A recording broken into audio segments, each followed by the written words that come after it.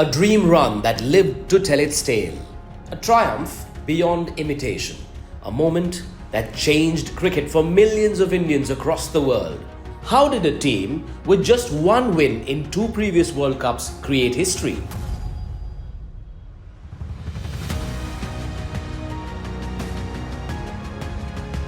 Rank outsiders, India took on the West Indies, winners of the two previous editions in the very first game.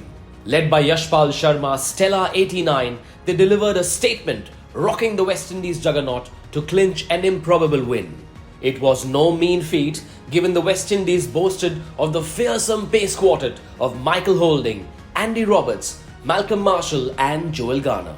And when Kapil Dev's side beat Zimbabwe in their next game, everybody sat up and took notice of the minnows on the world stage.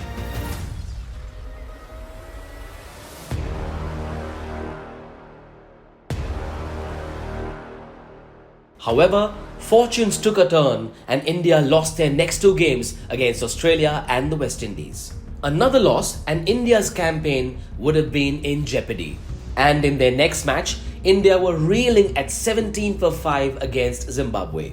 Kapil Dev then stepped up and played a captain's knock, a stellar 175 to record the then highest individual score in one-day cricket. Unfortunately, that match was not recorded given the official broadcasters were covering other games on the day. Riding on Kapil Dev's heroics, India beat Zimbabwe by 31 runs and then brushed past Australia by 118 runs in their next game.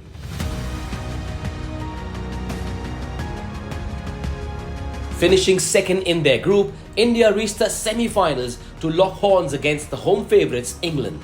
And yet again, they defied all odds to chase down 214, with Mohinder Ramanath scoring 46, Yashpal Sharma scoring 61 and Sandeep Patil remaining 51 not out, putting on a grand show. And then the big day arrived. The day India went right on top of the cricketing world. Yes, that's the day India won the World Cup. We reached the final as underdogs. West Indies were overwhelming favourites, having won the first two World Cups, and that side seemed absolutely unbeatable. And then magic happened. India could score only 183 runs, mostly thanks to a fighting 38 by Krishnamachari Srikanth. When we started bowling, Balwinder Singh Sandhu bowled a beauty of an in-swinger and Gordon Greenwich shouldered arms and it took his off stump. That was the start. But that was not enough because Viv Richards soon went on the rampage.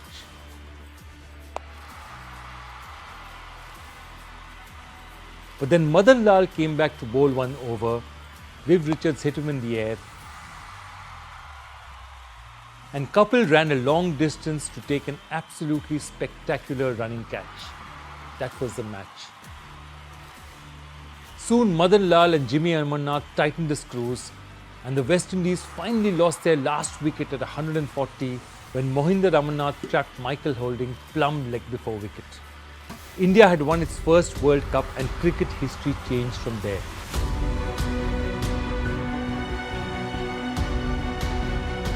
The Indian team celebrated in such a wild manner that by the time they decided to have dinner, eateries and restaurants were closed. Not many had thought that India could achieve the unbelievable, let alone beat two-time world champions West Indies in the final.